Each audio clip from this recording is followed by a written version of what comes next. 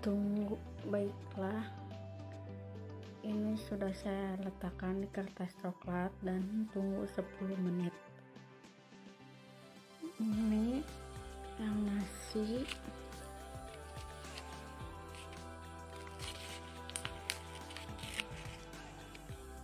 Tidak mengandung lemak.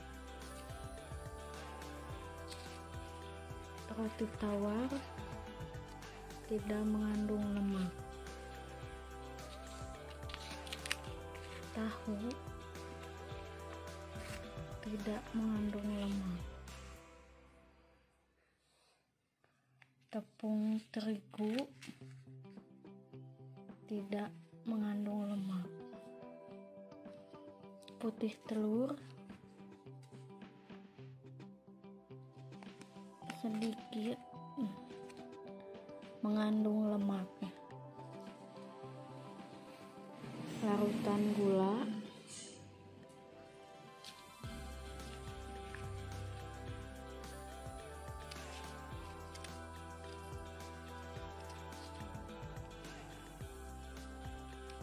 tidak mengandung lemak. Minyak goreng ini udah kelihatan ya. Ini sangat mengandung lemak.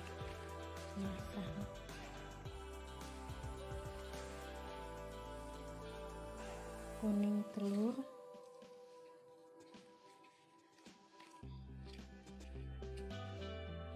mengandung lemaknya. Mentega mengandung lemaknya. Kecap tidak mengandung lemak. Jadi kesimpulannya, yang mengandung lemak adalah putih telur sedikit mengandung lemak, minyak goreng, kuning telur, dan mentega. Yang tidak mengandung lemak, nasi, roti tawar, tahu, tepung terigu, larutan gula, dan kecap.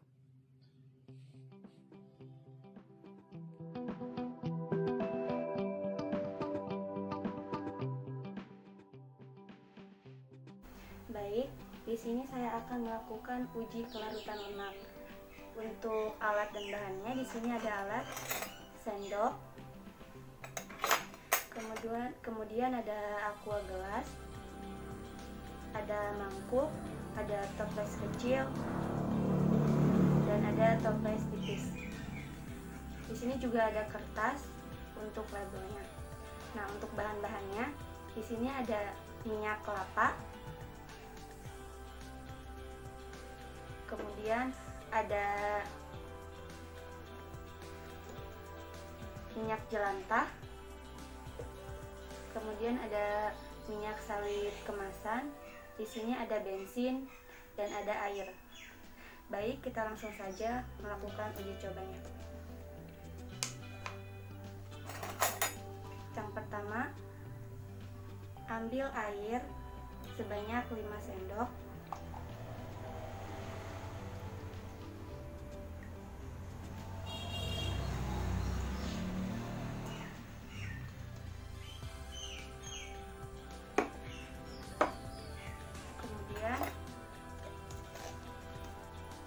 Ambil bensin sebanyak 5 sendok.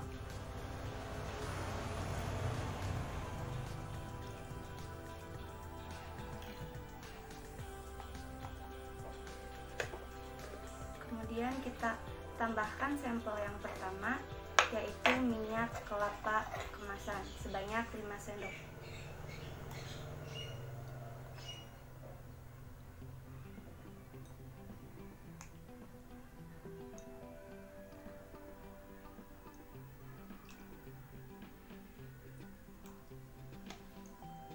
Kemudian tambahkan ke air minyak sawit kemasan sebanyak 5 sendok.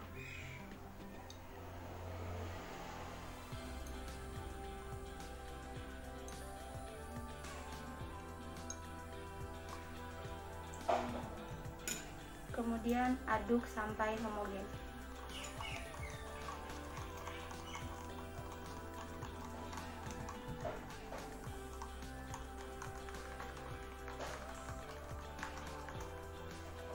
Kemudian diamkan beberapa saat.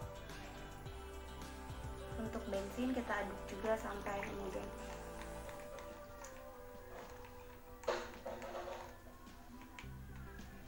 Diamkan beberapa saat. Selanjutnya yaitu untuk sampel kedua, kita ambil bensin sebanyak 5 sendok juga.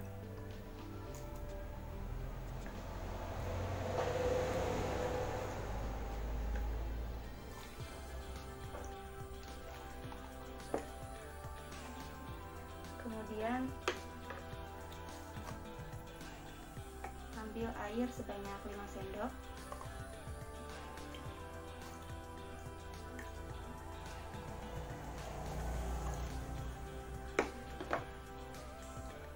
Kemudian tambahkan sampel kedua yaitu minyak jelantah sebanyak 5 sendok juga.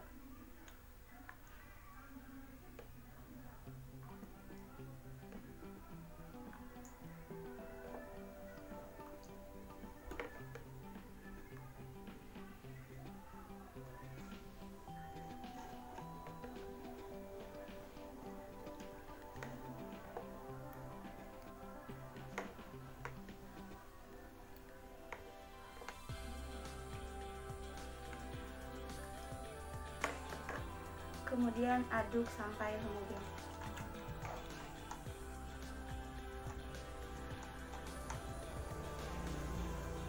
Diamkan beberapa saat.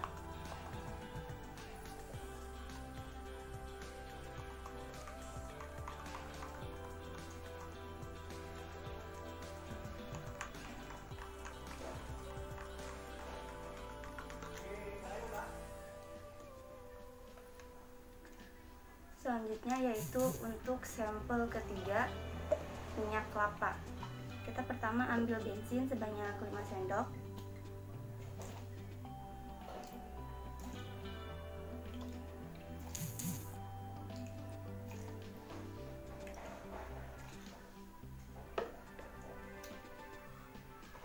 Kemudian ambil air sebanyak 5 sendok.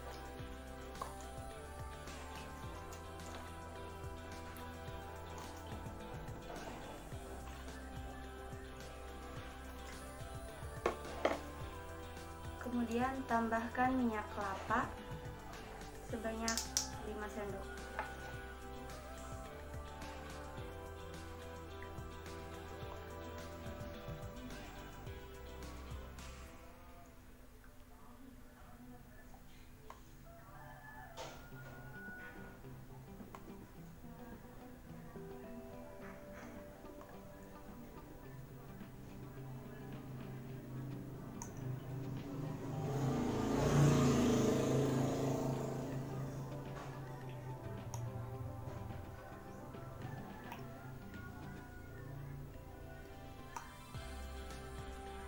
Setelah itu aduk sampai homogen.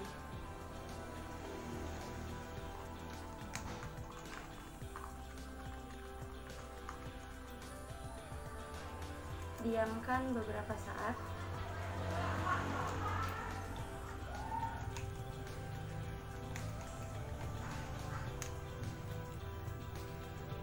Setelah didiamkan beberapa saat, kita amati perubahannya.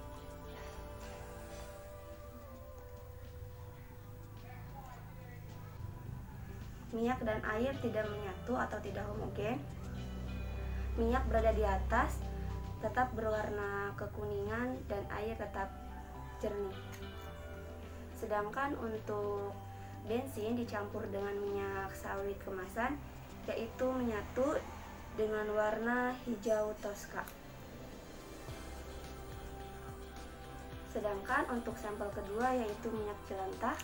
Untuk bensin, ketika minyak jelantah dicampurkan dengan bensin, maka bensin berubah warna menjadi kecoklatan.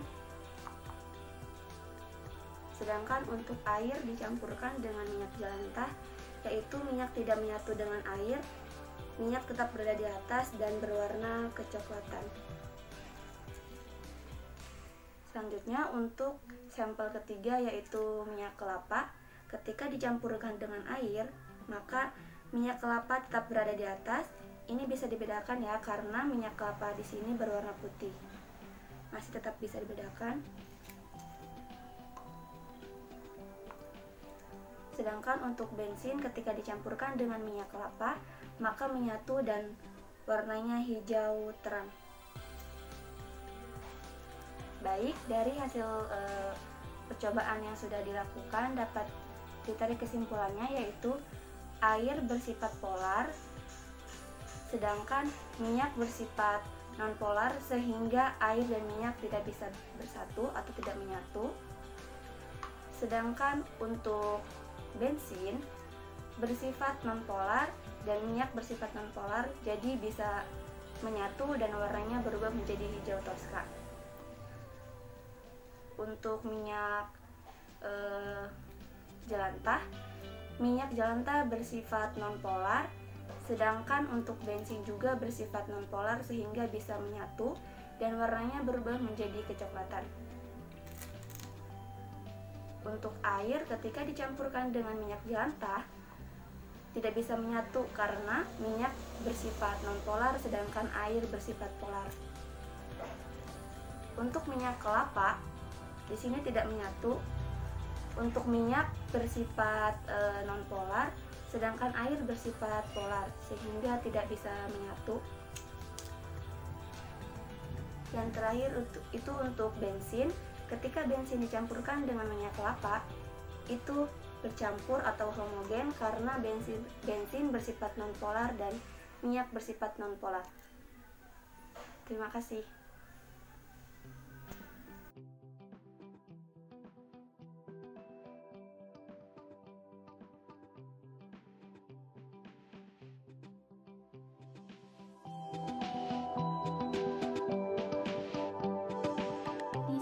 Saya akan menyebutkan alat dan bahan untuk praktikum emulsifikasi lemak. Yang pertama ada 2 gelas, ada 2 sendok, ada pipet tetes, ada larutan sabun, ada minyak makan, ada aquades, ada air. Berikut langkah kerjanya. Yang pertama kita ambil gelas, lalu kita tuangkan 5 sendok makan air ke dalam gelas tersebut.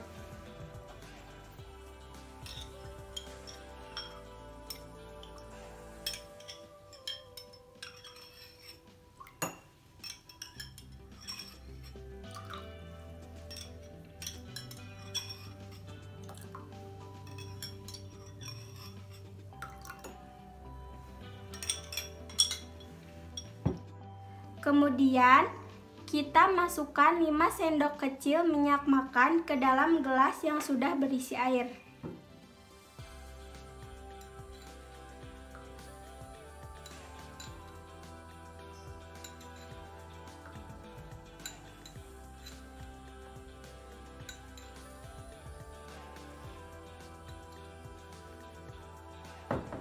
Kemudian kita kocok gelas yang berisi air dan minyak.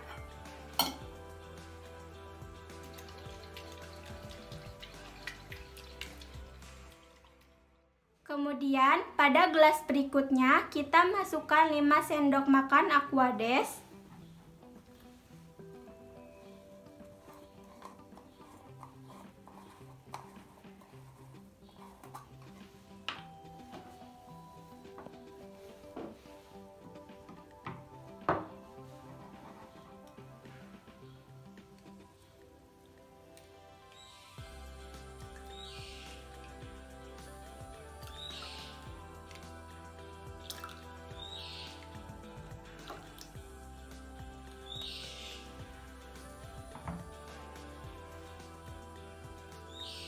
Setelah itu, teteskan 5 tetes larutan sabun.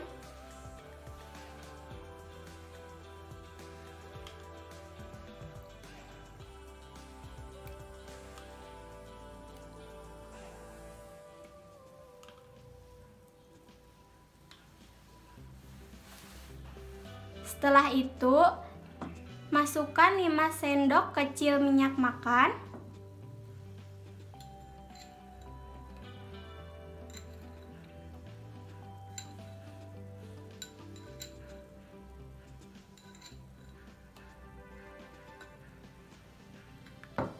Lalu kita kocok larutan tersebut.